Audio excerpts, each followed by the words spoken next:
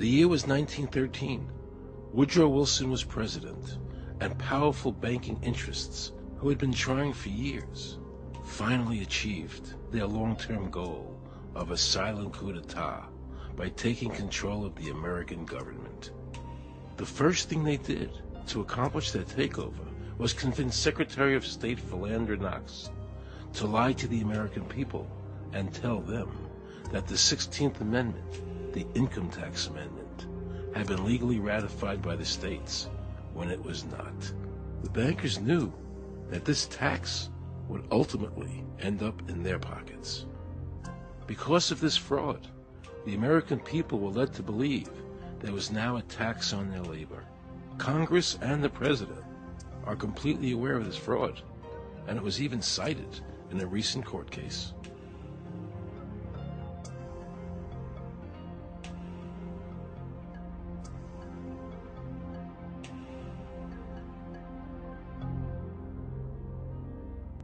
That very same year, the bankers committed their second and by far the most diabolical fraud ever perpetrated on the American people by bribing senators to pass the Federal Reserve Act without the required constitutional amendment. All in favor, say aye. They did this during Christmas vacation, when many senators were home celebrating their holidays with their families. And that's how the unconstitutional Federal Reserve Act came into being. They were very clever, and they understood that whoever issued the money for America would control the government. The bankers won, and the American people lost, because most politicians will sell their soul for $1. And now the Federal Reserve could issue dollars legally. As Mayer Rothschild said, "Give me control of a nation's money supply, and I care not who makes its laws." He knew that he and the other bankers would now control the laws of the nation. Government gave these bankers one of its most important powers, and now had to borrow money from them and pay interest to finance the government. So the American people were forced to lower their standard of living and pay a graduated income tax to the government, just so the government could give these bankers more profits. President Woodrow Wilson, who signed the Federal Reserve Act into law, later said, in regret, "I am a most unhappy man. I have unwittingly ruined my country. A great industrial nation is now controlled by its system of credit. We are no longer a government by free opinion, no longer a government by conviction and the vote of the majority, but a government by the opinion and duress of a small group of dominant men." The Federal Reserve was created by Congress in 1913, and it was entrusted with the power granted originally to the Congress by the U.S. Constitution to coin money and regulate the value thereof.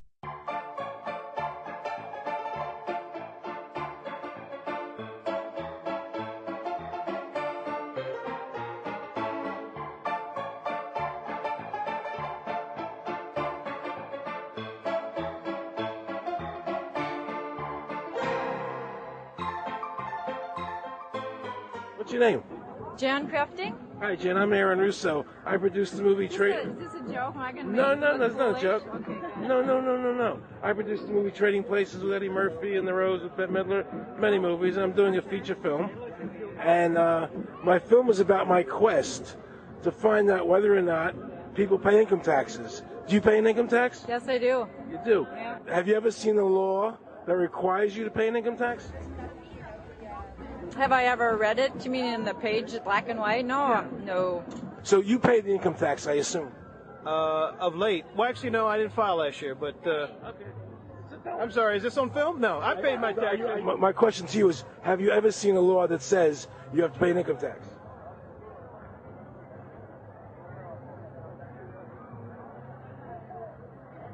The law is that guy that wears that badge and a gun. That's the one that puts you in jail. That's the law. Actually, I can't stand the IRS. They're evil. Do you have any fear of the IRS? Not really, because I'm Canadian. I think it's actually unconstitutional, is what I've heard. Right.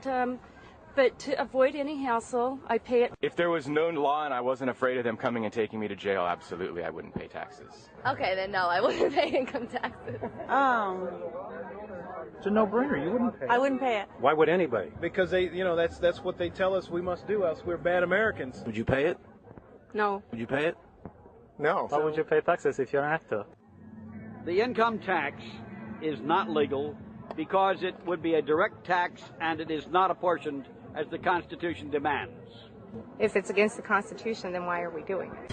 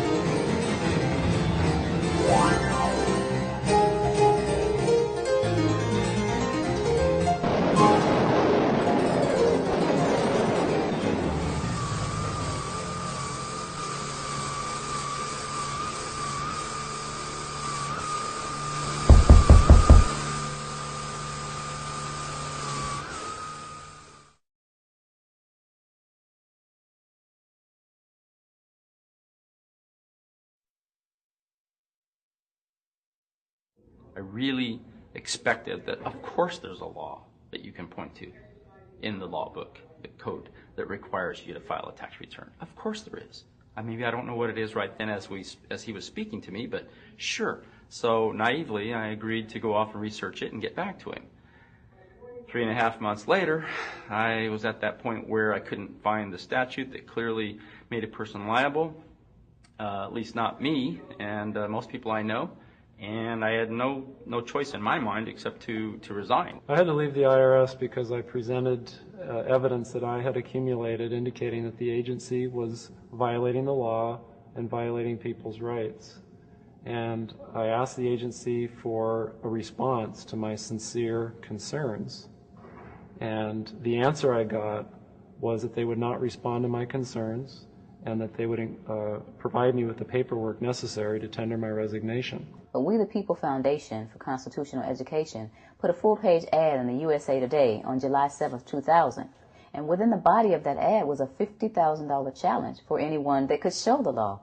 And to me, $50,000 is a lot of money. So I went after that and did the research based on the fact that I thought, let's put this baby to bed. I'm hearing all these rumors. I'm going to kill two birds with one stone. I'll answer these people's questions that are asking me, and then I'll win this $50,000. And, based on the research that I did throughout the year 2000 and that I'm still doing, I have not found that law. I've asked Congress. We've asked a lot of people in the IRS commissioners, helpers. They can't answer, because if they answer, the American people are going to know that this whole thing is a fraud. I was surprised to hear these highly trained and decorated IRS agents telling me there was no law requiring American citizens to file a 1040 or to pay an income tax on their labor. I haven't filed an federal income tax return since I left. I have not filed a tax return since 1999. Approximately 67 million people don't file an income tax return. I made a decision to go to Washington so I could attend the We the People Foundation press conference. They were going to serve a class action lawsuit on the IRS, signed by over 3,000 people, because the IRS has refused to show the law that makes Americans liable to file a 1040 or to pay an income tax on their labor. I was very curious as to why the IRS refused to show the law, as it seemed such a simple thing to do. Yet I was skeptical about the Foundation's claims. There had to be a law, right? We've all been told over and over and over again that we had to pay income taxes. No answers, no taxes. No answers, no taxes. Most people believe that the income tax system is legal and that the revenue from the tax is used in the public interest. However, there is a substantial, conclusive body of evidence that proves that our income tax system represents the most pernicious form of tyranny. It is the greatest hoax ever perpetrated by government against the working men and women of America. American citizens, along with the Foundation, have been asking the IRS to specifically provide them with the underlying legal foundation upon which they administer and enforce the personal income tax laws in our country. At the national level, when people would attempt to contact somebody of a much higher authority, say the commissioner, same kind of thing. They would get answers that were in effect non-answers. There are a group of people standing outside today who assert that no law requires you to pay taxes and that you will not answer their petition to the government as to whether they're required to pay taxes. Are they required to pay taxes? I've been paying my taxes ever since I had my first job, and I think it's a fundamental construct of our nation that those of us who expect and demand the services from our government that the government provides, be they the protection of our country through the military, or be they the education of our children, or be they the protection of our environment, that we must pay for those services. So yes, I think there is a fundamental obligation, and that it's an understood and well accepted one.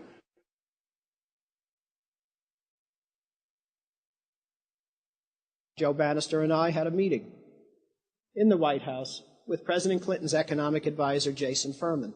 He accepted the remonstrance for the president. On June 2nd, I called and spoke with him. His words were, "We have decided that the issue of the legality of the income tax is not a high priority matter for the White House, and we will not be participating in any conference on the subject."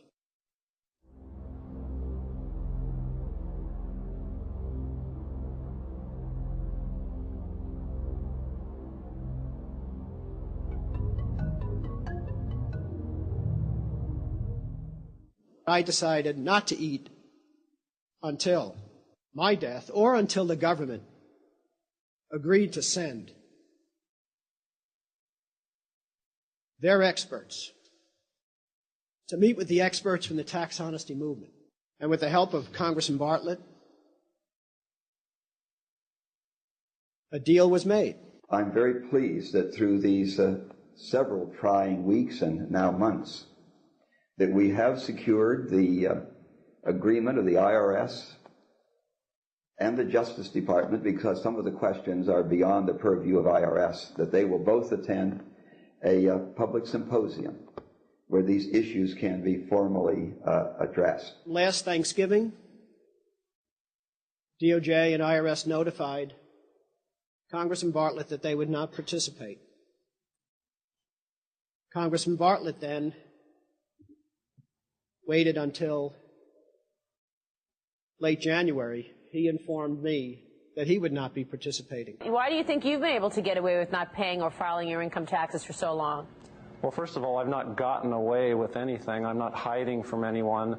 I'm simply asking the IRS to show me the laws that apparently require me to do these things, and they are suspiciously reticent to answer questions from me, and of course there are millions of other people, many other organizations who have attempted to get answers. They act very suspiciously when asked to simply sit down at the table with the American people and discuss what their obligations are. Rather than pulling up a chair, they pull out a club. As a matter of fact, David K. Johnston of the New York Times asked Terry Lemons of the IRS, why won't the IRS answer the questions set forth in the petitions from the American people? Mr. Lemons' response was, the government is answering the questions through enforcement actions in the courts. This is a very chilling remark on the government's use of brute force instead of civility and logic. The federal government itself refuses to provide the American people who are coercively being subjected to this extraction of their private property without any underlying legal justification. There is no law that requires the average American worker in the private sector to pay a direct, unapportioned tax on their labor and compensation for services. There is no law. The march will stop in front of the IRS building. They are now going to serve a class action lawsuit on the IRS. Very courageous. My name is Charles Bell, and I'm here to serve this complaint on behalf of the American people to the Internal Revenue Service. The complaint is accompanied by an affidavit that's under the hand of Robert Schultz. Case was served. We'll call you with the case number. Case has been filed. We'll call you with the case number. Thank you. Okay, thank you. We appreciate your time. America, baby! Freedom! Today, effectively, the people have said to their servant government that that our rights are not going to be any longer denied, and that we're going to have answers to our petition, our legitimate, lawful petitions for redress of grievances, which are guaranteed in the First Amendment to our Constitution. So once and for all, we will get an answer. On August 31st, 2005, federal judge Emmett Sullivan ruled, the government does not have to answer the American people's questions, even though it is guaranteed in the First Amendment.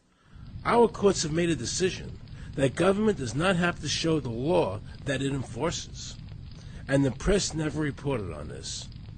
Have we given this judge the authority to overrule the Constitution, the very foundation of American life?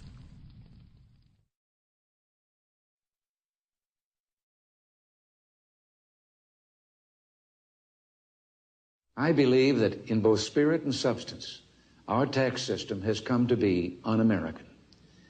Death and taxes may be inevitable, but unjust taxes are not. The country's taxes must be fixed, and I know what to do with it. If you think you're paying too much now, just wait till I get through with it.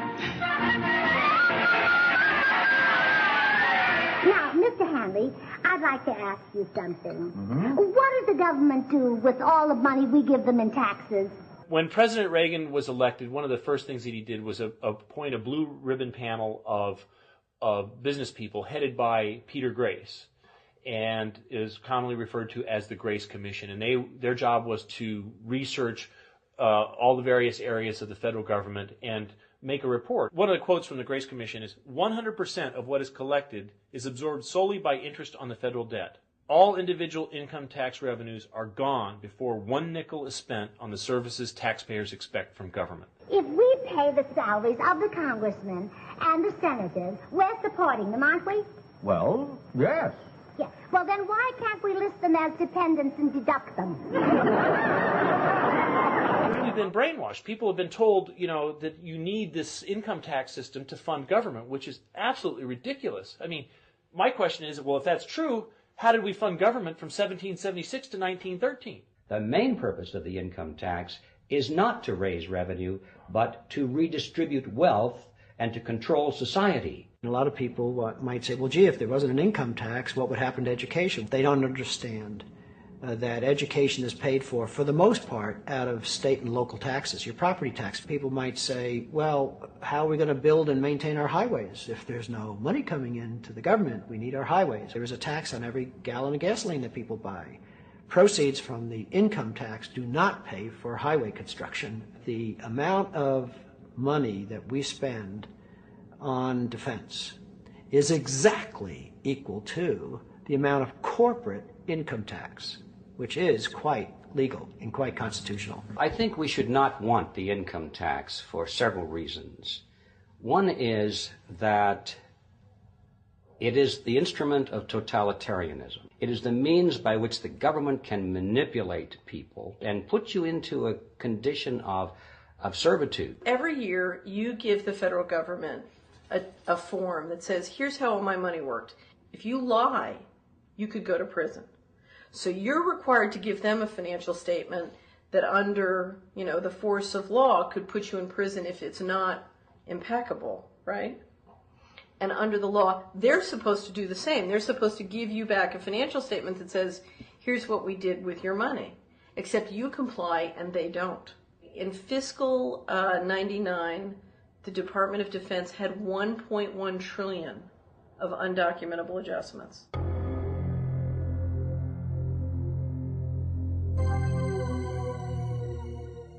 The following year, they had 2.3 trillion of undocumentable adjustments.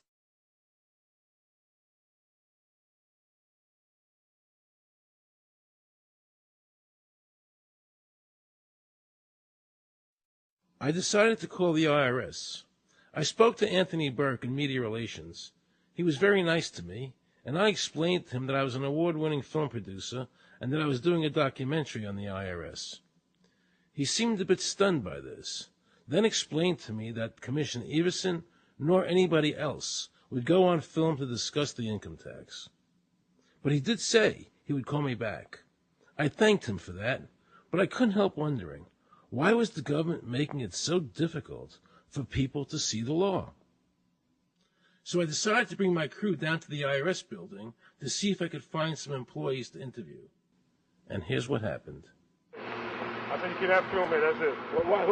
Who are you to tell me I can't film here? What's the law? Just tell me where the law is that says that. Can you show me the law that says I can't film here? Is America a free country? I told him they couldn't film here, and he's asking 9 million questions. I told him that's a federal government law.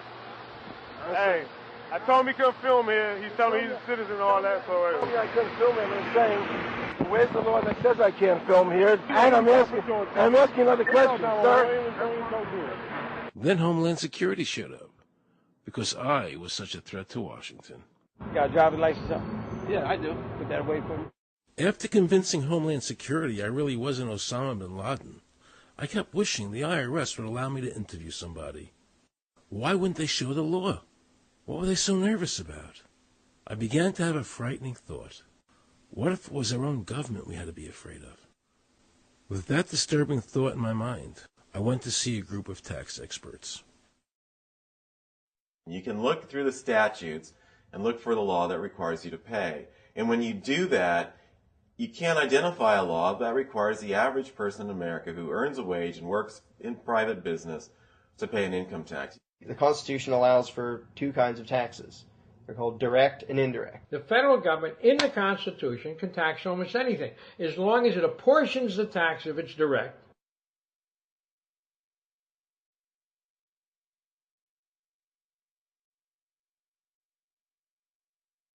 The indirect tax is, for example, an excise tax. I can avoid the excise tax on gasoline. I can choose to ride my bicycle.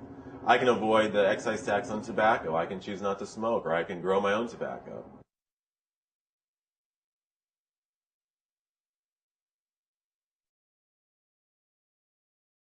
The income tax which is being applied now doesn't meet the criteria of either direct or indirect taxes. The IRS claims that in 1913, the 16th Amendment, the Income Tax Amendment, allowed the government a third form of taxation. What was the Supreme Court's ruling on that? The Supreme Court in the case of Stanton versus Baltic Mining. I mean, what could be clearer than this? The provisions of the 16th Amendment conferred no new power of taxation. The Ruschauer case also said that the 16th Amendment did not impose any new taxes and did not change any of the taxing restrictions of the Constitution. There were also several other major Supreme Court cases in that same period from 1916 up until about 1923. Stratton Independence versus Hobart, Southern Pacific versus Lowe, Bowers versus Curbo Empire, Burnett versus Harmel, Doyle versus Mitchell. It's actually very simple. Congress tried to enact an income tax in 1894. The Supreme Court said that's unconstitutional. When the Supreme Court says something is unconstitutional, it's unconstitutional. They tried again in 1913, and the Supreme Court said the 16th Amendment conferred no new power of taxation. So, if they didn't have it then, and they didn't get it, they don't have it. There is no constitutional basis for a tax on the wages of Americans living and working in the 50 states of the Union. Period. End of argument.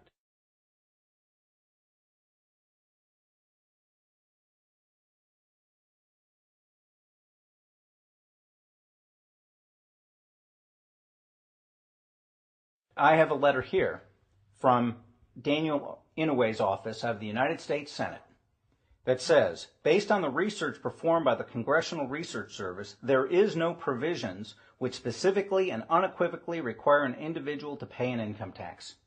Period. End of story. There is no law, and to date, nobody has been able to show that there is a law for the average American citizen working day in and day out to pay an income tax. The definition of income in the Constitution was given in the Eisner versus Macomber case, and it turns on gains or profits that are made from some activity. Doyle versus Mitchell, 247 U.S. 179, 1918. Here's what he said. The idea of gain or increase arising from corporate activities. In other words, it doesn't mean wages, it doesn't mean dividends, it doesn't mean alimony. It means a gain or a profit arising from corporate activity.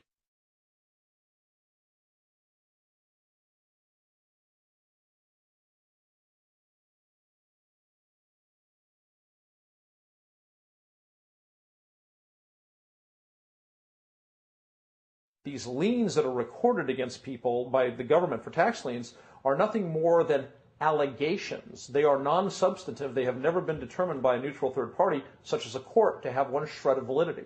If you ever get a notice of an audit or anything else, the first thing you should do is a Freedom of Information Act request for records that they're using to substantiate or justify the audit. There is nothing in the Internal Revenue Code that creates any such thing as an income tax evasion or crime. There's nothing in the code that allows IRS agents to seize property. The government is involved in judicial blackmail. The government knows that if it legally seizes somebody's property, that person doesn't have the funds and he can't even get a lawyer who can help him. I conducted investigations in the Title 18 of the Criminal Code, the U.S. Criminal Code. And in there, the statutes and the regulations are very specific as to what's violating the statute. In the Internal Revenue Code, Title 26, there's nothing specific in there. I mean, even the FBI is feared the IRS. You have to understand that an agency which will unlawfully impose a tax that doesn't exist is not going to care. If we, the people, don't know what our rights are, they're not going to tell us. If Americans just learned that the IRS was actually knowingly deceiving them, that would be enough for them to rise up and put a stop to it. This small booklet includes the Constitution of the United States, the Bill of Rights, the Declaration of Independence. This is a document that every citizen should read. It's a document which freed an entire nation. This is the Internal Revenue Code.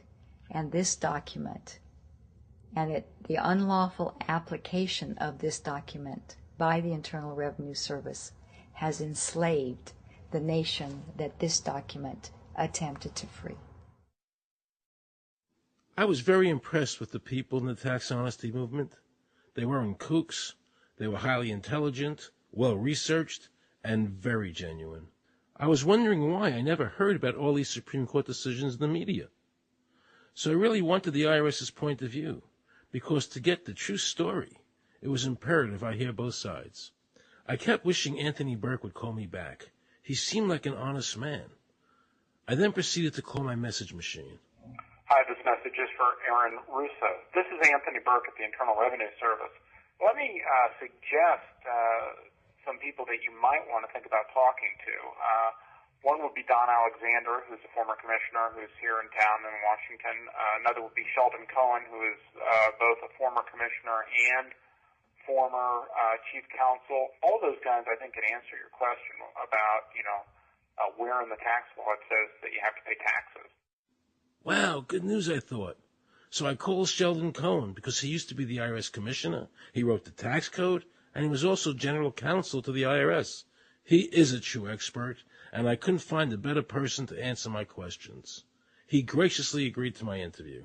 The reason I'm doing this documentary is because there are many people in America today who believe that there's no law that requires them to pay an income tax or file a 1040. And there are many people going to jail for it, fighting over it. The Internal Revenue Code is authorized by the 16th Amendment. I think it should be clarified. I think government should be transparent to the people. Why doesn't the IRS commissioner sit down with them and just explain it in clear English? Why? I don't think they really care. I think they're just playing word games. You don't think they're sincere people? No, I don't think they're sincere people. What does voluntary compliance mean? And why does the IRS code say it's voluntary to comply, not mandatory? That's a word euphemism we use. We use voluntary compliance when we talk about traffic signals. Most people at 2 o'clock in the morning, do you stop at a red light? Yeah. Is there a cop there? Sometimes I don't. Well, I do, and most of us do. Most of us do. Right. But that's voluntary compliance. That was a complete perversion of logic. Traffic laws state that it is mandatory to stop at a red light. The IRS code says it's voluntary to comply. Mandatory and voluntary are the complete opposite of each other. Yet he wants us to believe that they mean the same thing.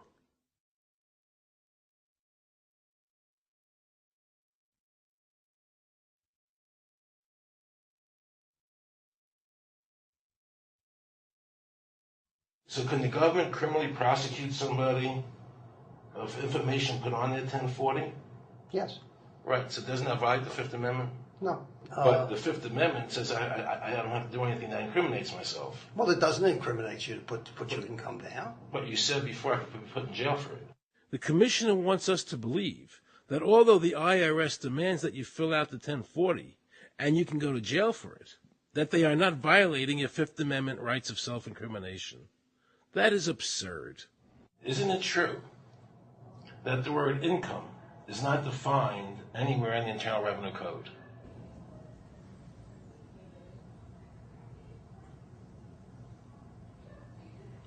The law says that the government has a right to tax income from any source derived. So, but the word income is not defined in the code. It just says income without a definition That's right. of what income is. That's right. Correct? Yeah. But there are many different kinds of taxes. Well, how can an American citizen know what income is if the code doesn't define it? If they're paying an income because tax... the courts have all defined it. Do you remember what constitutional attorney Edwin Vieira said?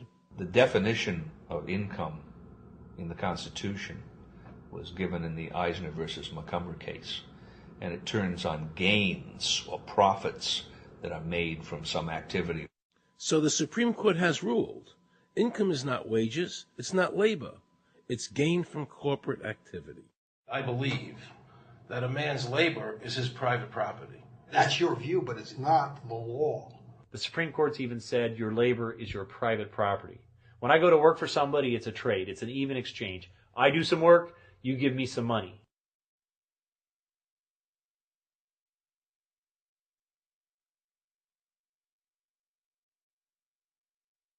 In 1916, we had the Bruchaber case and the Stanton case. And the Bruchaber case and the Stanton case said that the 16th Amendment gave the government no new taxing power. I'm not going to argue the niceties of that with you. And it came up again in a case called Peck versus Lowe, where the Supreme Court said the 16th Amendment did not extend Congress's taxing power to any new or accepted subjects. In other words, if you weren't taxable before the 16th, you weren't taxable after the 16th. Today I interviewed a juror, who sat on a case, and they found the person not guilty for lack of filing, okay? And I asked her why they found him not guilty. And she said because the IRS couldn't show us the law that made him liable to file a 1040. All they need to do, if there is a law, is to show us the law, which, of course, they never did. And the reason they didn't do it was why? Because there is no law. Title 26 requires you to file a return. But doesn't Title 26 have to be in compliance with the Supreme Court decisions? You're going to take a 1920 case and superimpose it on the whole Internal Revenue Code that was written after it? No, that's not. I can't believe what I just heard. Rewind. You're going to take a 1920 case and superimpose it on the whole Internal Revenue Code that was written after it? No, that's not. Remember he said earlier the Internal Revenue Code was authorized by the 16th Amendment? The Internal Revenue Code is authorized by the 16th Amendment. Remember, the Supreme Court said the 16th Amendment did not give the government any new taxing power. These decisions have never been overturned. Let's listen further. Can the lower courts overrule the Supreme Court? No. How are they putting people in jail today for not paying a tax on their labor when the Supreme Court said they don't have to?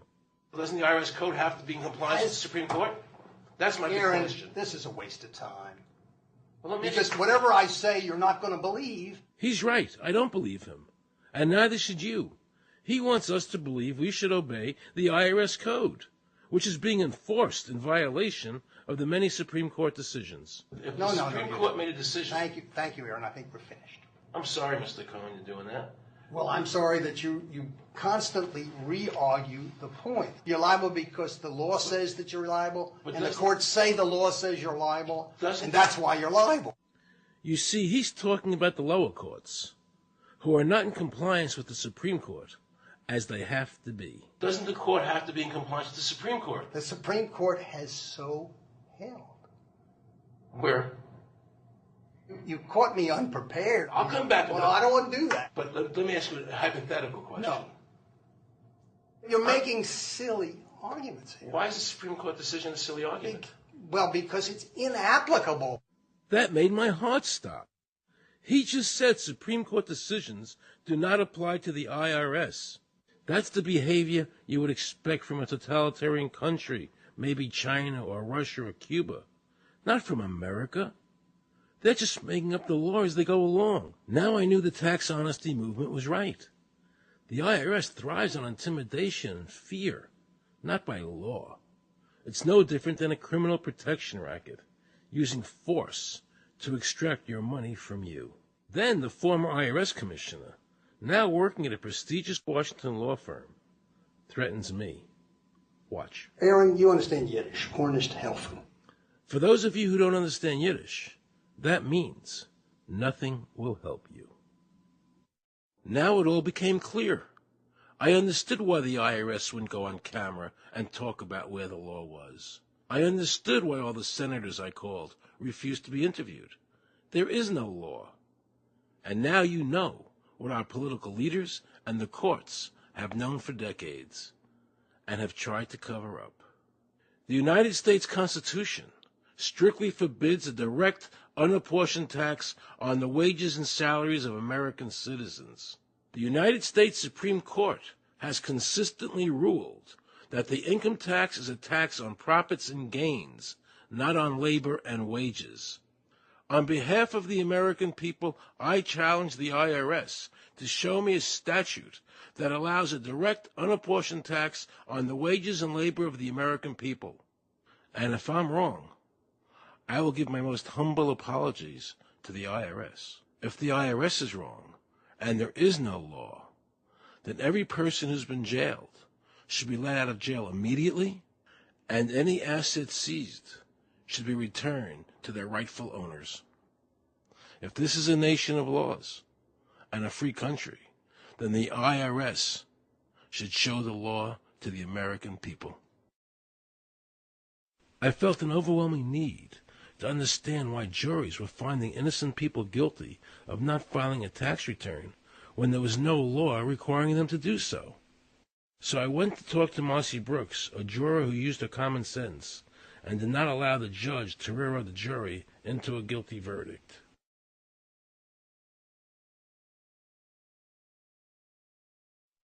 He was being tried for 4 counts of not filing his income tax.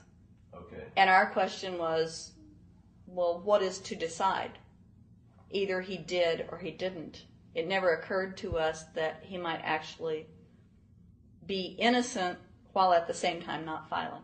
In the federal government, it is not a felony not to file taxes. Finally, they said, okay, if we're going to get this guy, we're going to have to put it in the state. They called up the IRS agent, Agent Craner. Craner? Yeah. Robert Craner. Mm-hmm. This is Ken Doherty, who's also an investigator with the Illinois Department of Revenue. This is a request for a copy of the delegation and authority order. Right, and I talked to my boss about that, and he said that my badge is that. Badge is the authority.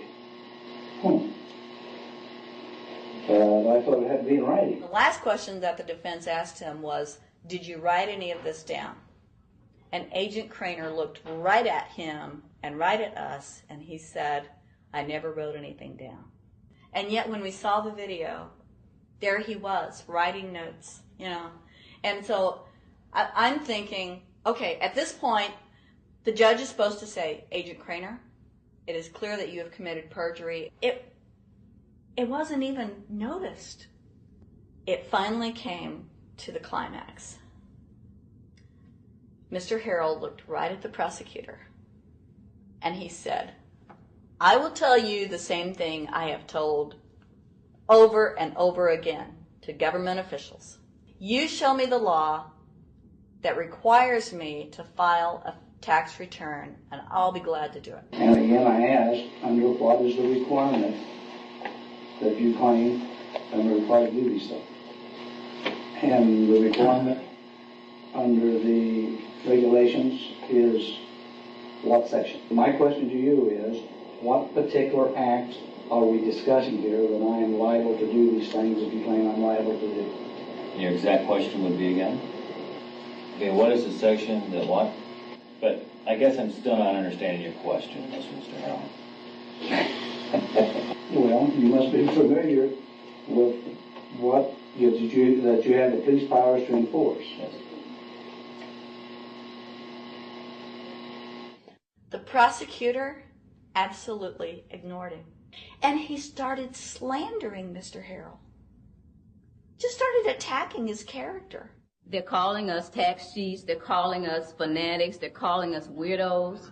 I don't care what you call me, but I have one question. Where is the law? Show me the law. They can't let this turn into a rational debate, because if they do, they lose it.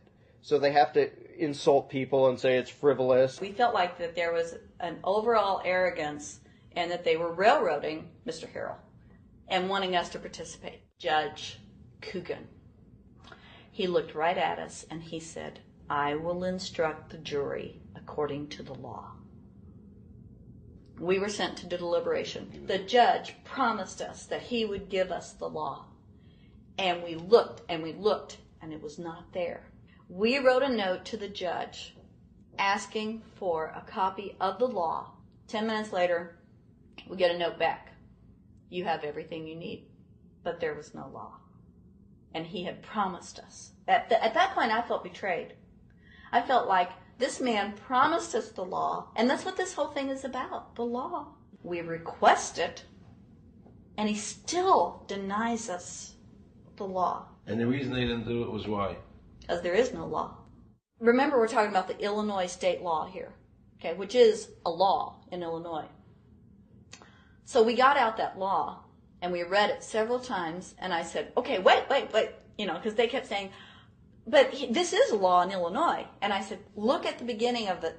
It says, anyone required to file a federal income tax return is required to file an Illinois tax return. I said, if it is true that he's not required to file a federal return, then that nullifies the Illinois law. Two people, they kept saying, but he's going to get by with it. And I said, what is he getting by with but his rights? If there is no law, he's not breaking a law. He's just standing on his rights. Are we going to deny him that? That's when this one juror sat back and kind of rolled his eyes and he said, you mean we don't have to pay taxes?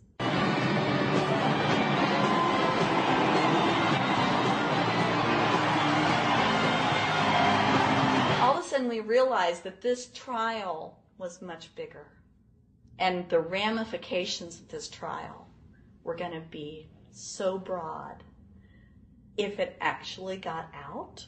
I mean, it's like we had just discovered this great government secret. And so when we came out for the delivering of the verdict, the judge was, I'm sure, even at this point, I'm sure he still thought we would give a guilty verdict. And the reason I say that is because of the look on his face when the first not guilty was read. His face just turned white. I mean, it's like, I don't believe this. The second time, you could hear people out in the audience, just in the courtroom, just going, wow, and the judge is just getting red in the face. I mean, he was just livid. And the judge got up and left. I sat there and I thought, this truly is a victory for the people. And I have never felt more patriotic. And I knew that we had done the right thing. I looked at that man, Mr. Harrell, and I thought, the system might not work all the time, but this time, for that man, it did. In November 2004, the government arrested former IRS criminal investigator Joe Bannister. They charged him with fraud for telling the American people the truth about the income tax laws. The jury obviously agreed with Joe.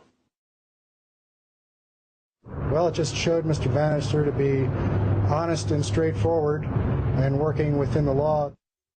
Vernice Kuglin, a Federal Express pilot, claimed there was no law requiring Americans to file an income tax.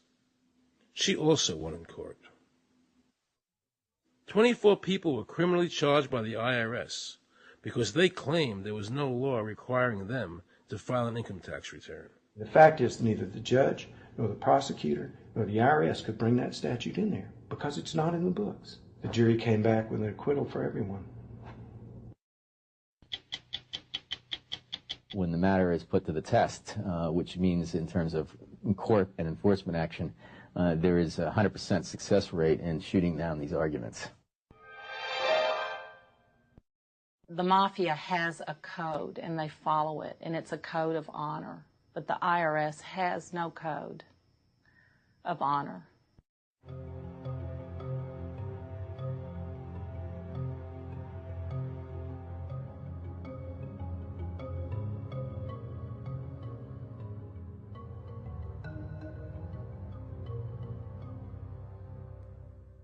Meet Judge Dawson, a federal judge presiding over the Irwin Schiff tax case, who denied Irwin the ability to prove to a jury that there was no law requiring Americans to file an income tax return. He denied Irwin the right to prove to a jury there was no law by stating, "I will not allow the law in my courtroom." But the judge made sure the government never had to show the law as written by telling the jury, "You must follow the law as I give it to you." Nobody can know what the law is, because the law is what the judges say the law is. The lower courts today will not allow people, especially in tax cases, to bring in Supreme Court decisions as their evidence.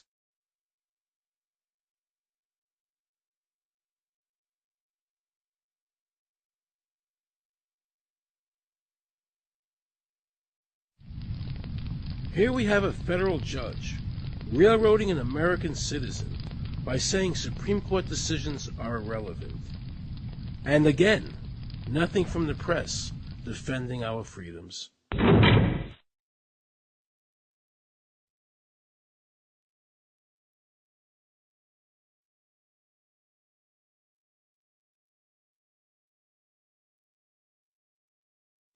So if you ever find yourself as a juror on a tax case, be sure to ask the judge to show you the statute written by Congress that allows the government to tax the wages of the American people. If the judge can't show you the law, then how can you possibly, in good conscience, convict someone and destroy their life?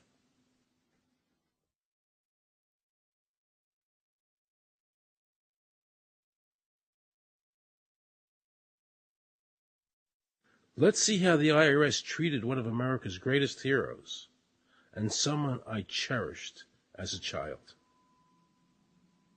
Joe Louis was an American icon. Victorious in his first 27 fights, the Brown Bomber quickly rose to heavyweight champion of the world. His 1938 knockout of German Max Schmeling, who represented Hitler's Aryan ideal, earned him the admiration of millions of Americans. Is watching carefully. Louis measures him right to the body, a left hook to the jaw, and Schmeling is down. The count is tied. Right after Pearl Harbor was bombed, Joe had a title fight where he donated his fee to Navy War Relief. Well, I'm not working for nothing. I'm working for my country, and I think that's about the greatest piece of work that anybody can do. Well, I certainly agree with you for that, but you're turning over an awful lot of money. Well, we all turn over a whole lot for this country at this time. Joe volunteered for the segregated Army and defended his title while in the service, this time donating his normal fee to Army relief. I'm only doing what any red-blood American would do. Since the checks were in Joe's name, the IRS taxed him on their full amount, even though he never saw a penny of it. At the end of the war, Joe was awarded the Legion of Merit. But what most people didn't know was that the IRS was charging him $50,000 a year in interest alone on his debt. When Joe's beloved mother died, leaving him $600, the IRS immediately seized it. They also confiscated all of his children's trust funds. Joe was forced to continue fighting until he was 37 and out of shape, just to pay off his ever-mounting debt to the IRS, which grew to $1 million, $100,000 a year just in interest. At the end of his life, Joe was forced to become a greeter at a Las Vegas hotel just to make ends meet. It was a shameful thing to see a man like him, great fighter, great human being, being humiliated and destroyed in this manner, because after all, when you owe Internal Revenue money, no matter what you have, they take away from you. And they took a lot away from Joe Louis.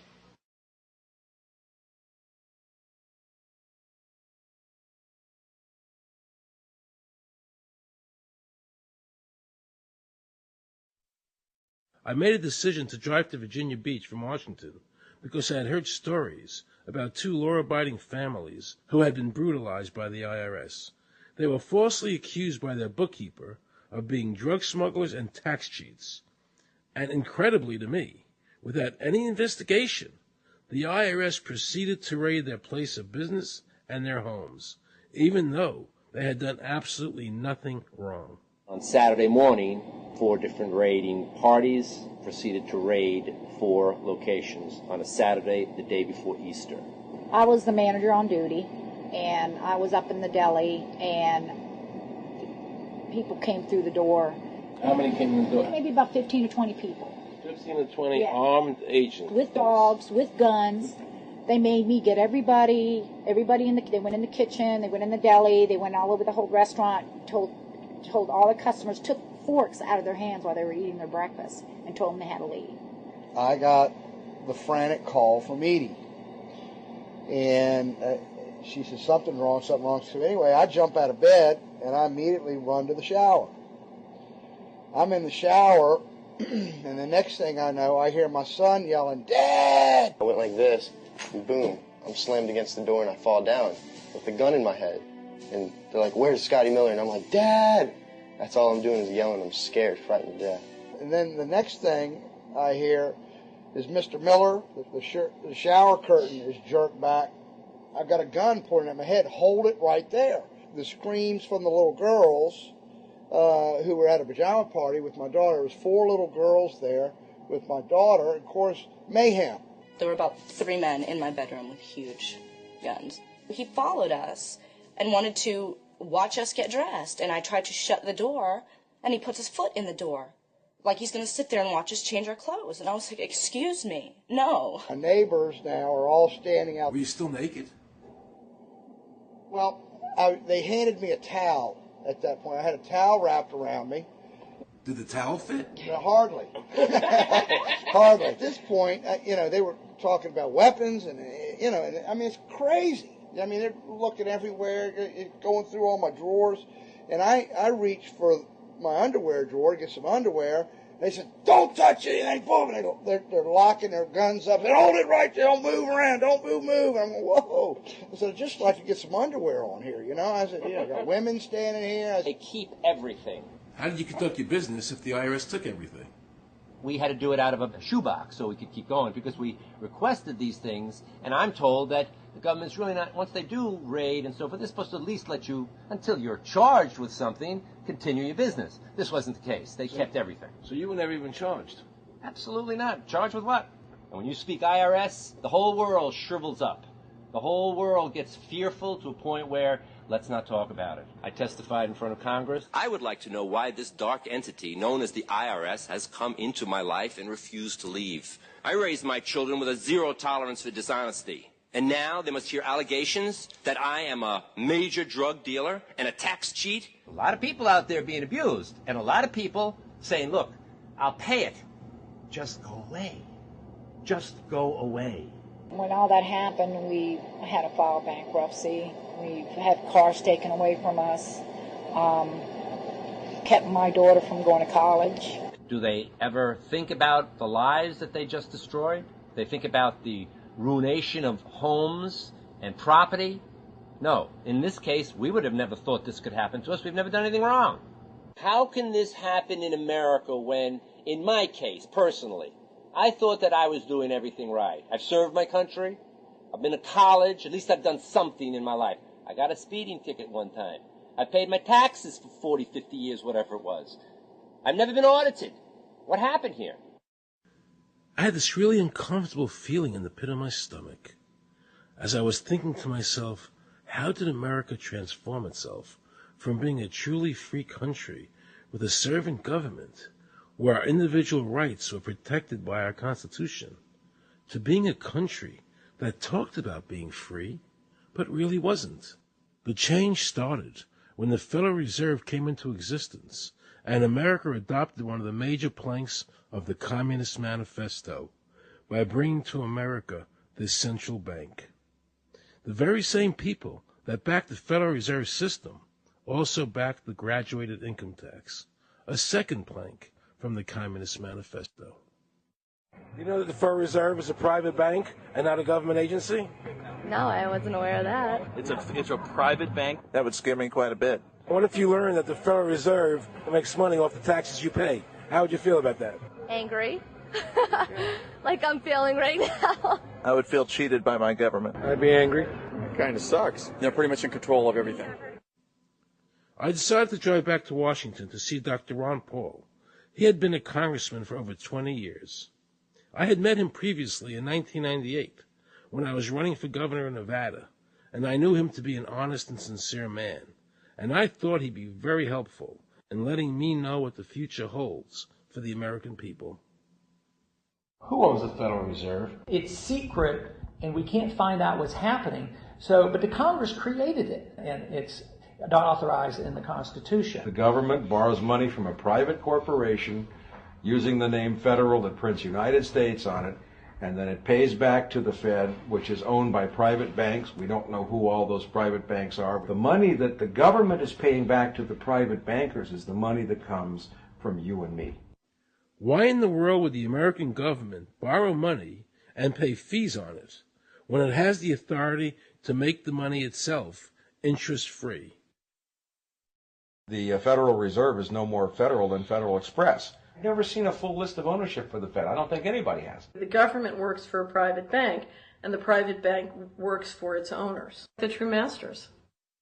People talk to me about, the issue of Republican versus Democrat, as if they don't get it. And I say, look, here's the way you get it.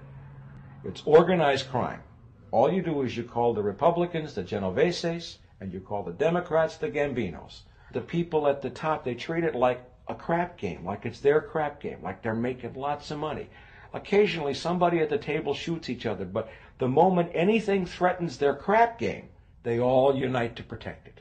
They're both controlled by the same financial, economic, and corporate interests. Once the banks get into the picture and they form a partnership with the government gives them the legal power now to create bank-issued money backed by the coercive power of government to require everybody to accept that bank money. In the course of the last century, they have converted this nation from a nation of independent freeholders to a nation of employees. And they're just one step away from being serfs. Most people spend the great bulk of their money for taxes, interest, and inflation. And all of that money goes to these two groups that comprise the cartel and their partner, the federal government. It's not a coincidence. So if Congress used its legal authority to shut down the Federal Reserve System, the American people would be much better off. government should create, issue, and circulate all the currency. Creating and issuing money is the supreme prerogative of government and its greatest creative opportunity. Adopting these principles will save the taxpayers immense sums of interest, and money will cease to be the master and become the servant of humanity. Abraham Lincoln. Young people today are conditioned practically from the cradle on up to think that credit is a wonderful thing. You don't want to damage your credit. You want to do what you can so that you can go to the bank and get a good loan. There are no people who own their own property, who own their own houses, who own their own business, who finance their own business. They're only debtors. The average young person today has no concept that he's being drawn into a web, a trap. Like he's in the feudalist system, only he's going to like it. He's going to think, this is wonderful. I got my new red Corvette, and I'm in debt for the rest of my life, but I'm looking good. A decision was made. Let's get all the debt up, let's move the jobs abroad, and instead of re-engineering your skills, we're going to dumb down America, and so the middle class will disappear. Really what most of the people in this country have become is food for the debt machine. When a person borrows money, it puts a noose around their neck and makes them servant to the lender, which is exactly what the Federal Reserve System is designed to do. And now our Congress, so dominated by the banks, is helping them to entrap people even further by passing new bankruptcy laws, making it more difficult for the people to declare bankruptcy and get a fresh start, while at the same time allowing the banks to charge very high rates of interest. This is the way the Democrats and Republicans, working with the banks, legally enslave the nation. Credit card industry is a huge political contributor. And unfortunately, a certain number of... It just seems so, like I say, just bald. This idea that credit card industry gives a lot of money to the government, so they will protect them even to the just abject disinterest of their own constituents. That happens kind of a lot. The board of directors of the Federal Reserve System is chosen by the president from a list prepared by the bankers themselves. The process of finding a Greenspan replacement is ongoing and is being managed by a small group of people responsible for coming up with a list of nominees. It's important that whomever I pick is viewed as an independent person from politics. If the American people ever allow the banks to control the issuance of their currency, the banks and corporations that will grow up around them will deprive the people of all property until their children wake up homeless on the continent their fathers conquered. Thomas Jefferson. So the Federal Reserve is actually an illegal entity functioning within government. It's illegal, and what we have given to this so-called agency is the authority to counterfeit money. Do you have any points of view about the Federal Reserve and how the Federal Reserve operates? They just enter something on a computer. Oh, you need 20 billion today. Here's 20 billion, but they got that out of thin air. It came out of thin air. It goes to the Treasury then pays the bills. So it's no different than monopoly money.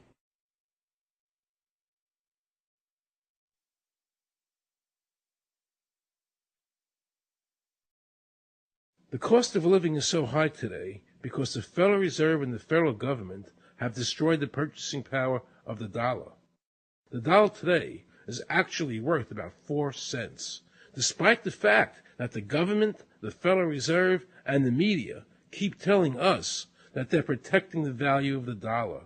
This is a lie. All countries who have ever attempted to create money on thin air, the currency is eventually destroyed.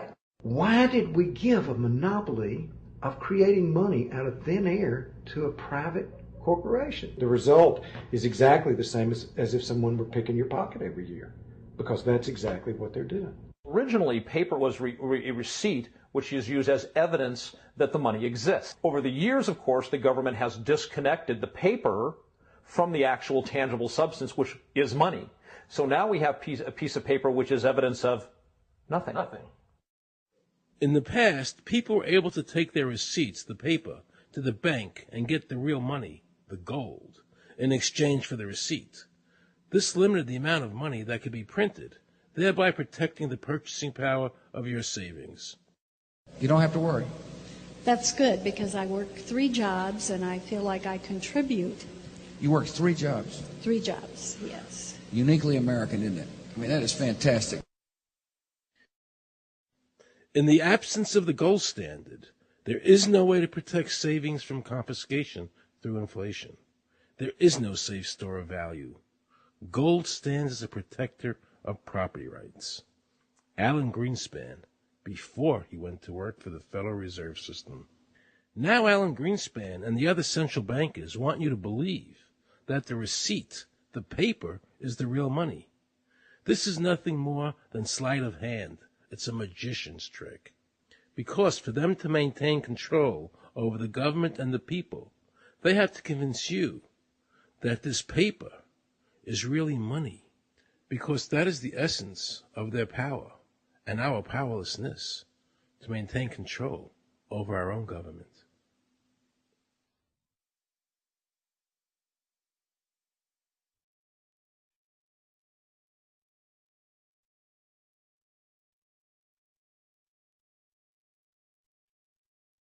What happened to the gold in Fort Knox? Nobody really knows. When I served on the Gold Commission, I asked them to really, do another audit. I remember it was 15-2. They said, we don't need to audit the gold. It's supposed to be the American people's gold, and so we would like an accounting to tell the American people what is there. I've been told that the Federal Reserve has taken control of the gold as collateral for the dollars they print.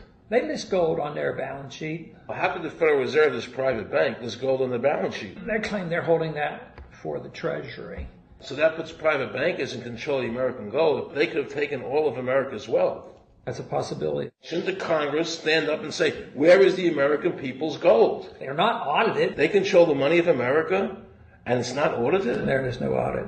Oh, wait a second. Doesn't the Federal Reserve work underneath the Congress? Congress ignores their responsibility to do any oversight.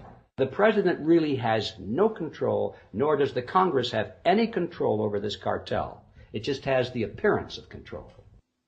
In the final analysis, the Federal Reserve bankers, with the help of the Democrats and Republicans in Congress, have swindled the American people. They have taken the true wealth of America, the gold, and given us a piece of paper in return. And again, not a word from the press. These frauds are going to continue until Congress is no longer intimidated by the Federal Reserve bankers, and Congress uses their legal authority to shut down the Federal Reserve System and to stop this loss of our freedoms. Is there a law that requires people to file a 1040? Not explicitly, but it's certainly implied. Well, implied by force. Yeah. But is there a law? I can't cite a law, no. I cannot. But, if they think it's the law and they have all the guns, it's an authoritarian approach. Well, yeah, but that's authoritarianism. Yeah. That's not a country run by law. Do you think America is going deeper and deeper into becoming a police state?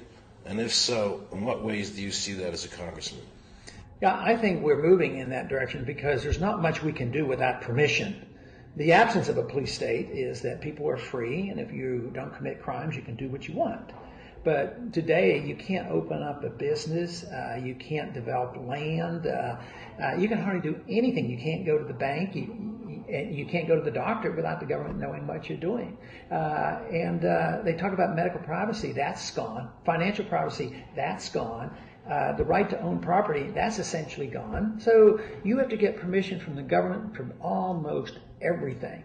And if that is the definition of a police state, that you can't do anything unless the government gives you permission, we're well on our way.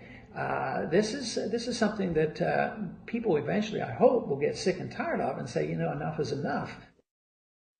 I sincerely believe the banking institutions having the issuing power of money are more dangerous to liberty than standing armies. Thomas Jefferson. You must understand the Federal Reserve is a cartel made up of the major banks in America, and they are the ones that are running the show, not the federal government.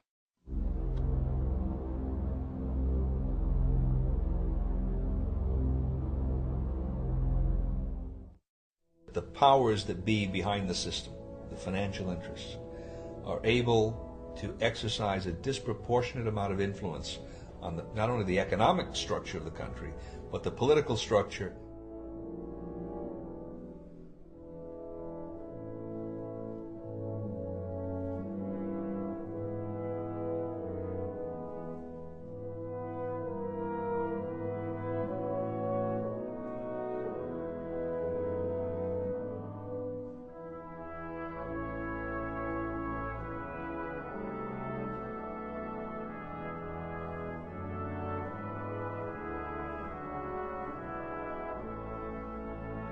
This would be like the ultimate reaching of government into our personal health lives, which would be unbelievable. And not even our government, some, bureaucratic, diffuse, multinational, secretive government.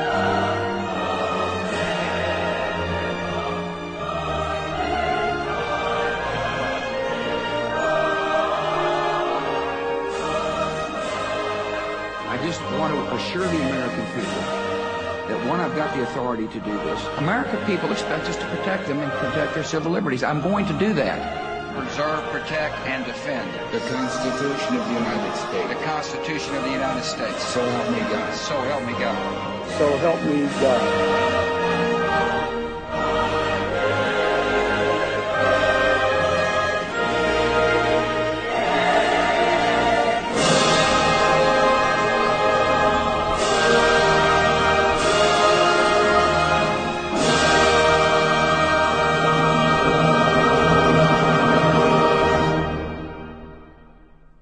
What happens if your own government is using more force and more coercion on its own citizens for the purpose of achieving its political ends? Is that government engaged in terrorism? Now let's watch the government add insult to injury to the people of New Orleans. No one will be able to be armed. We will take all weapons. That happened today in this wealthy neighborhood where homeowners had armed themselves to protect their mansions. Residents were handcuffed on the ground. In the end, police took their weapons but let them stay in their homes. Wasn't that kind and generous of the government to allow people to stay in their own homes? How thoughtful.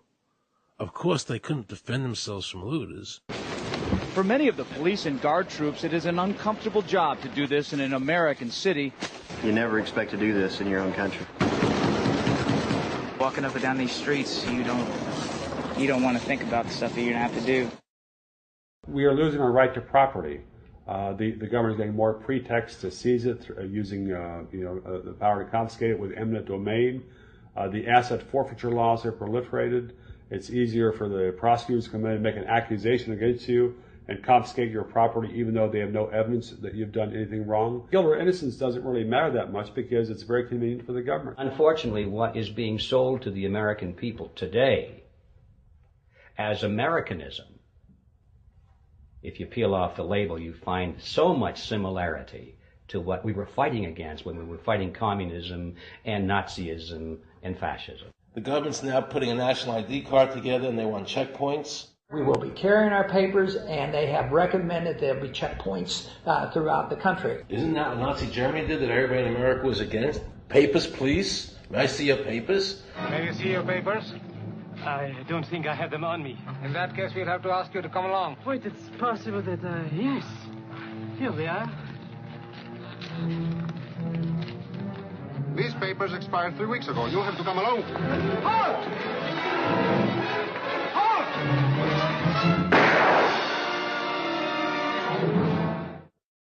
In the new legislation, the national ID card is in it. It takes 3 or 4 pages to describe, and it will be connected with our driver's licenses. The states will be instructed on exactly what they have to do. Social security numbers will be used. Some type of a physical proof, such as fingerprints or retinal prints, have to be on it.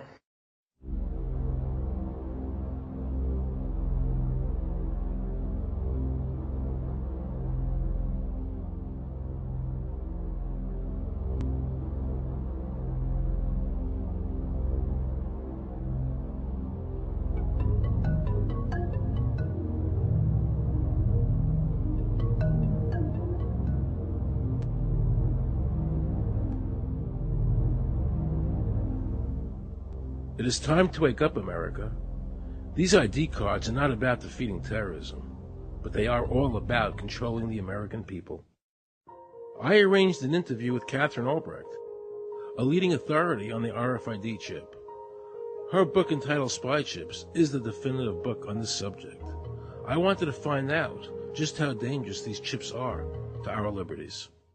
RFID is a technology that uses tiny computer chips the size of a grain of sand or even smaller, hooked up to miniature antennas to transmit information about items at a distance. Back in 1999, Procter & Gamble, Gillette, and MIT got together to find a way to commercialize this technology and make it small enough, make it efficient enough, and make it low cost enough to, essentially, their dream is to put one of these tiny computer chips on every physical item manufactured on planet Earth. The latest technology for identifying people at the point of sale, for identifying people when they make purchases, is actually the implantable chip that you can actually embed directly into human flesh. It's a tiny glass capsule about the size of a grain of rice. It contains an RFID computer chip with a coiled antenna, and it can transmit information also at a distance.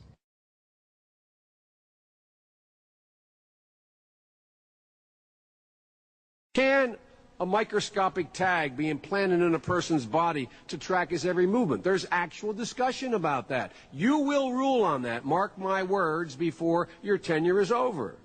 Homeland Security folks, the Department of Defense, and others have expressed an interest in being able to more closely monitor the U.S. populace. And one way to do that, of course, would be being able to determine who buys what and where they take those things.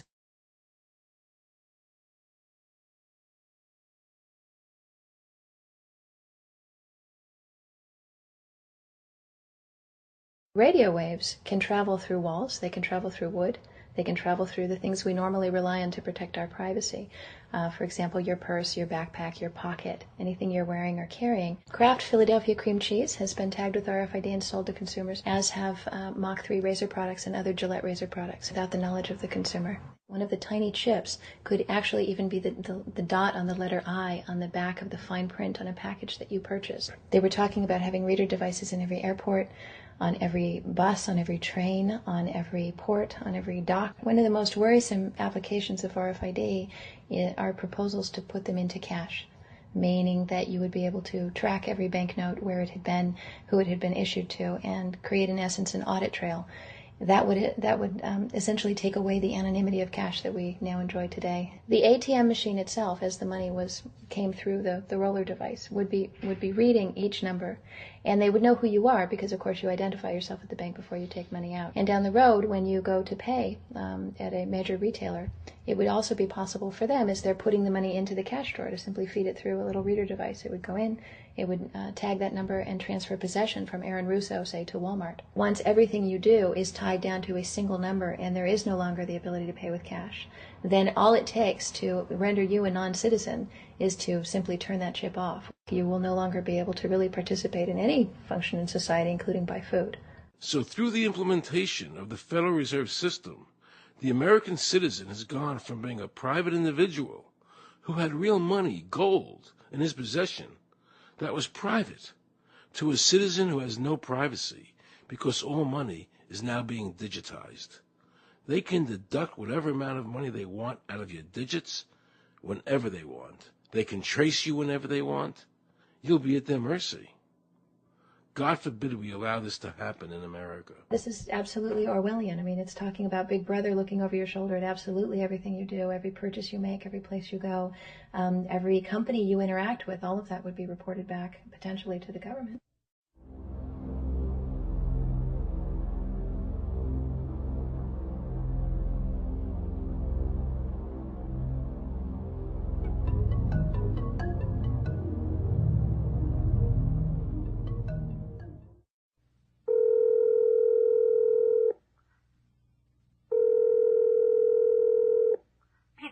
Guaranteed hot in 30 minutes or it's free. This is Mary. May I take your order? Hi, Mary. Yes, I'd like to order. Is this Mr. Kelly? Yes. Thank you for calling again, sir. I show your national identification number is 610-204-9998-45-54610. Is that correct? Yes. Thank you, Mr. Kelly. I see you live at 736 Montrose Court, but you're calling from your cell phone. Are you at home? I'm just leaving work, but I'm... Oh, we can deliver to Bob's Auto Supply. That's at 175 Lincoln Avenue, yes? No, I'm on my way home. How do you know all this stuff? We just got wired into the system, sir.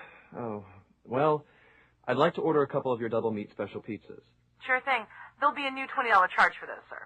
What do you mean? Sir, the system shows me that your medical records indicate that you have high blood pressure and extremely high cholesterol.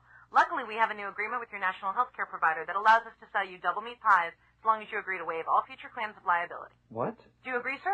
You can sign the form when we deliver, but there is a charge for processing. The total is $67 even. $67? Well, that includes the delivery surcharge of $15 to cover the added risk to our driver of traveling through an orange zone. I live in an orange zone? Now you do. Looks like there was another robbery on Montrose yesterday. You could save $48 if you ordered our special Sprout Submarine Combo and picked it up yourself. Comes with tofu sticks. Those are very tasty, sir. Good value, too. But I want double meat. Well, I'm sure you can afford the $67 then. You just bought those tickets to Hawaii. They weren't cheap, eh? Oh, but I see you checked out the budget beach bum at the library last week. Up to you, sir. All right. I'll get the Sprout subs. Good choice, sir. Gotta watch that waist if you're hitting the beach, eh? 42 inches. Wow. Man, I'd say tofu and Sprouts is, like, required. That's how much? Just between you and me, there's a $3 off coupon in this month's Total Men's Fitness magazine. Your wife Betty subscribes to that, right? Anyhow, clip that and it's $19.99 even. Whoa, looks like you maxed out on all your credit cards. Bring cash, okay? Have we become so controlled and so ignorant about our rights that big institutions and big government can do whatever they want with us, even without our approval? I knew for certain the Founding Fathers would resist to the death what is happening in America today. And I, for one, will not accept a national ID card. And if nobody accepts a national ID card, and nobody can board a plane without one, then let the airlines go bankrupt. And if you can't open a bank account in a big money center bank, then open an account in a small local bank. And if we can't walk into a federal building, I personally would consider that a blessing.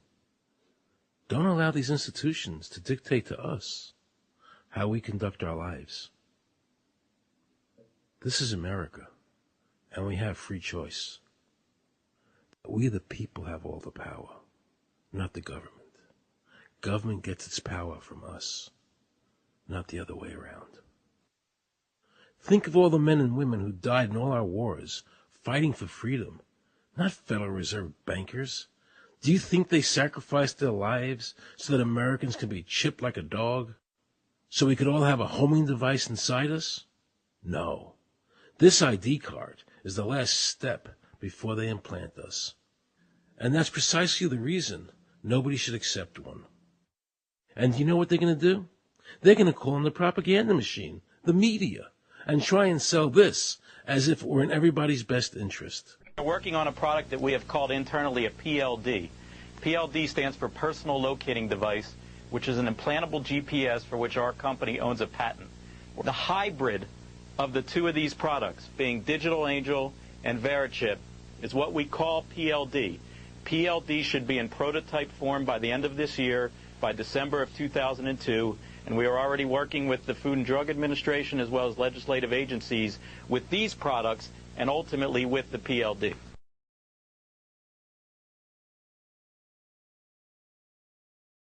We have a Florida family who are really pioneers in a brave new world. They have volunteered to be the first ever to have microchip identification devices implanted into their body. After 9/11, I was really concerned with the security of my family.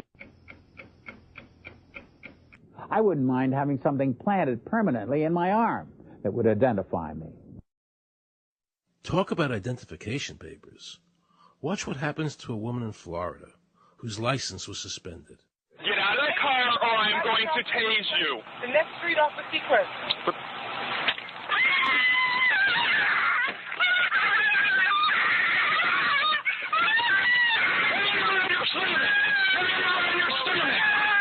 On your stomach. Do it now. Put your hands behind your back. Do it now. Do it now or you're going to get tased again. Do it now. Do it now. On your back. Put your hands behind your back. Put your hands behind your back. I can't. Sure you can't. Come here. Ow, ow, ow. Oh, got it. You got blood on your hands. Oh, my God. You tased me and you handcuffed me? Yep, you're under arrest. For what reason? Your license is suspended. All the power is in the people. And to the extent that government becomes alienated from the people, does things that people don't want, power is transferred until you finally come to a police state, totalitarian state, whatever word you want to give it, where the desires of the people really have no consequence. They go out and they vote. Doesn't make any difference which candidate they elect. I'm a programmer. I worked for NASA, worked for ExxonMobil, worked for Department of Transportation. Mr. Curtis, are there programs that can be used to secretly fix elections? Yes. How do you know that to be the case? Because in October of 2000, I wrote a prototype for President Congressman Tom Feeney at the company I worked for in Oviedo, Florida, that did just that. And when you say did just that, it would rig an election? It would flip the vote 51-49 to whoever you wanted it to go to and whichever race you wanted to win. And would that program that you designed be something that elections officials that might be on county boards of elections could detect? They'd never see it. So how would such a program, a secret program that fixes the election, how could it be detected? You would have to view it either in the source code or you'd have to have a receipt and then count the hard paper against the actual vote total. Other than that, you won't see it.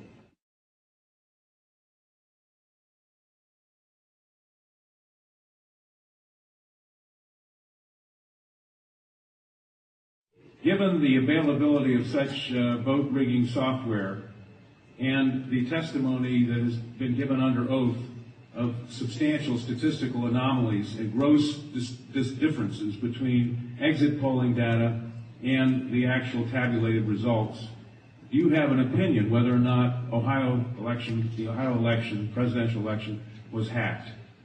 Yes, I would say it was. So in other words, there's absolutely no assurance whatsoever on anything with regard to these machines? Absolutely none.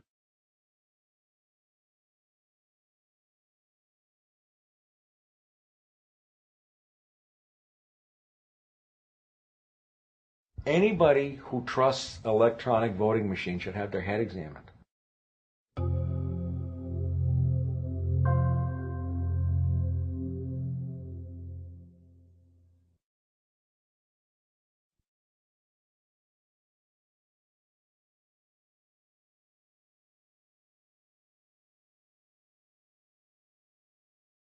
Now we can see a new world coming into view. A world in which there is the very real prospect of a new world order. The new world order will be built. An end run on national sovereignty, eroding it piece by piece, will accomplish much more than the old-fashioned frontal assault. Council on Foreign Relations. We shall have world government, whether or not we like it. The only question is, whether world government will be achieved by conquest or consent. Paul Warburg, Counsel on Foreign Relations and architect of the Federal Reserve System. There's a group that get together internationally and they sort of play God with our money. You think that's part of what George Bush said was the one world order? They can't have a new world order only with a world police, military. Right. I think the financial system ultimately is even more important than the guns. The central bankers of the world are working together to create a one world government, a global police state as sinister as anything George Orwell ever wrote about, where every person on the planet Earth will have an RFID chip implanted, where the bankers and the governments can monitor every transaction you make. A chip in everybody would be the universal monetary system par excellence, because there'd be no escape from it, and you'd be totally under the control of those who issue the electronic impulses in that chip. Their strategies are being accomplished through the World Trade Organization, the International Monetary Fund, and the Bank for International Settlements, which is the central bank for all the central banks of the world. Most people don't have a clue that these unelected private bankers actually control the governments of the world. They have financed and profited from every war since World War I without concern for humanity. The war in Iraq is an attempt by the Federal Reserve and their partner, the Bank of England, to control the Middle East and to make it a part of the New World Order. To defend the New World Order, U.S. soldiers will have to kill and die. Arthur Schlesinger, Counselor on Foreign Relations. Military men are just dumb, stupid animals to be used as pawns in foreign policy. Henry Kissinger, Counsel on Foreign Relations. Now let's listen to this quote by Robert Reich, a member of President Clinton's cabinet and one of his most trusted advisors. The dirty little secret is that both houses of Congress are irrelevant. America's domestic policy is now being run by Alan Greenspan and the Federal Reserve. America's foreign policy is now being run by the International Monetary Fund. When the president decides to go to war, he no longer needs a declaration of war from Congress. Dr. Carroll Quigley, professor from Georgetown University, who was also President Clinton's mentor, said in his book, Tragedy and Hope, the powers of financial capitalism had a far-reaching aim, nothing less than to create a world system of financial control in private hands, able to dominate the political system of each country and the economy of the world as a whole.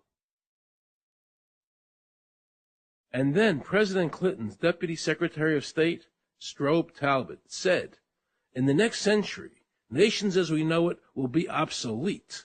All states will recognize a single global authority. All these supposed free trade agreements, NAFTA, GATT, CAFTA, are truly nothing more than the governments of the world and the central banks working together to create a one-world government. They are not free trade. These treaties are government-managed trade, and they are destroying the American worker. Through these treaties, the bankers are actually beginning to control the laws of the world. The fact is that this relationship between the bankers, the government, and the huge multinational corporations is the very reason why the government no longer enforces its immigration laws. The bankers want a one-world government without borders, and the American government is obeying them. If the government was so worried about terrorism, why are they leaving the borders open? But at the same time, telling American citizens they need an ID card with an RFID chip.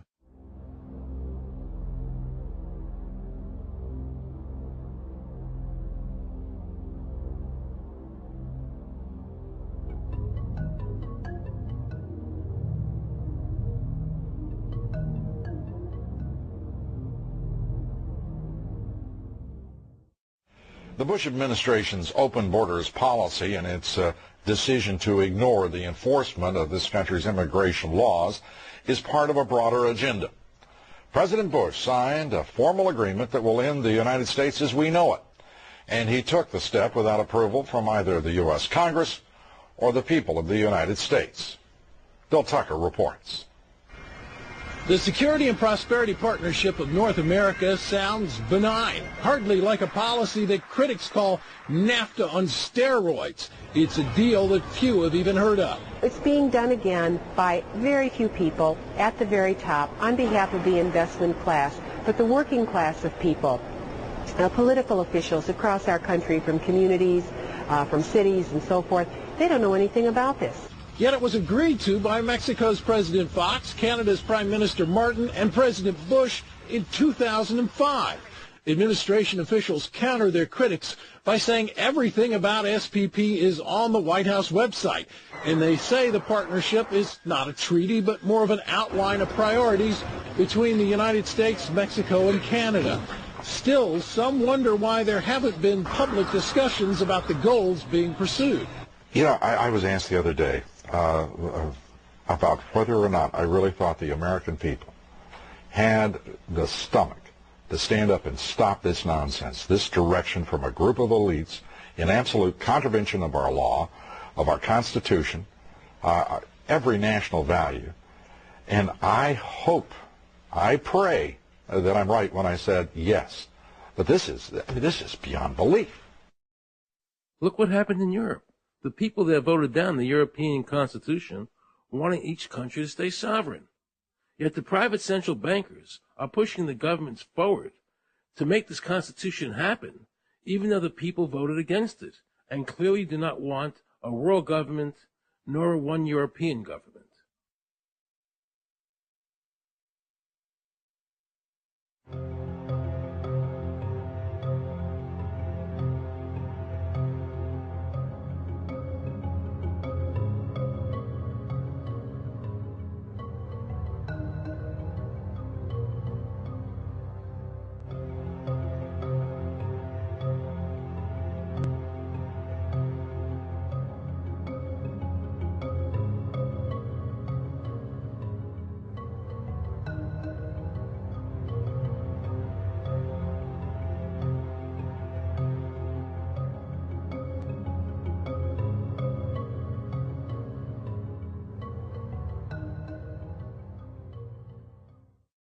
Now pay close attention to this quote by David Rockefeller, and you'll understand what is happening in the world today and where the American people are heading as a nation. We are grateful to the Washington Post, the New York Times, Time Magazine, and other great publications whose directors have attended our meetings and respected their promises of discretion for almost 40 years. It would have been impossible for us to develop our plan for the world if we had been subjected to the lights of publicity during those years. But now, the world is more sophisticated and prepared to march towards a world government. The supranational sovereignty of an intellectual elite and world bankers is surely preferable to the national autodetermination practiced in past centuries. David Rockefeller, a member of the Council on Foreign Relations, actually believes that we would be better off if he and his bank of friends ran the world.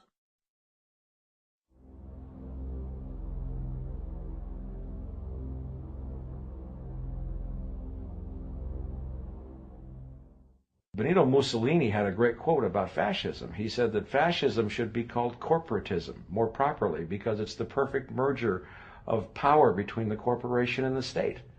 That's how he defined fascism. And that's what we're seeing here. The media controls the information that a person gets. In various ways, they can make sure that the average American watching the tube or reading the newspaper is going to come out with a certain mindset. He's going to say, this is good, that's bad, and that's all they have to do. You look at the ownership of corporate media in this country. Who owns CBS? Viacom? Who owns NBC? GE? Who owns ABC? Disney? Americans have been taught to expect their salvation from government instead of recognizing government as the most dangerous threat they'll face in their lives. And the United States putting together a constitution now for Iraq. You know, why don't we just give them ours? I mean, think about it. It served us well for over 200 years, and we don't appear to be using it anymore, so what the hell?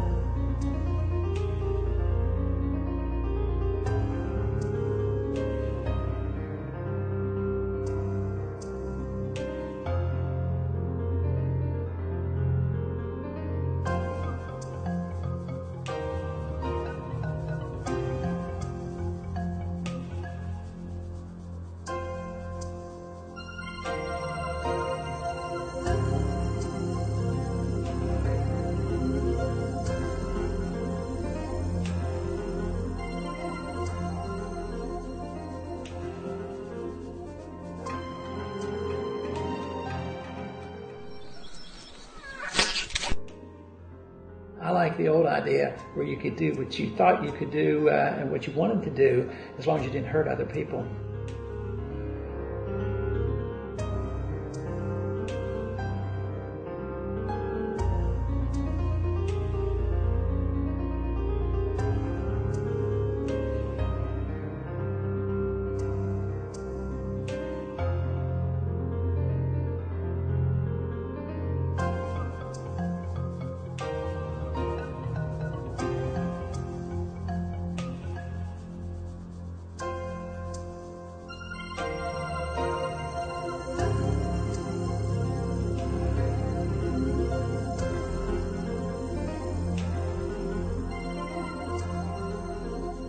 I think that the ultimate choice that's being presented to mankind is that it's time to either evolve or perish. Grow up or die. Become adults. Act like adults. Take some responsibility.